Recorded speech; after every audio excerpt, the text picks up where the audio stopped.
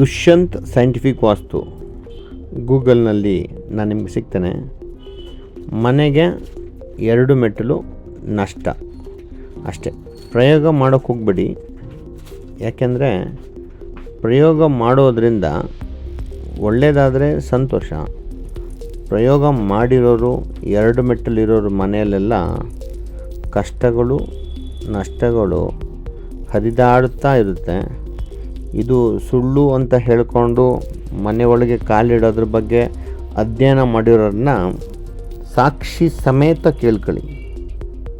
ಈ ಮೆಟ್ಟಿಲುಗಳು ನಷ್ಟದ ಸಂಕೇತ, ಆ ಲಕ್ಷ್ಮಿಯ ಸಂಕೇತ.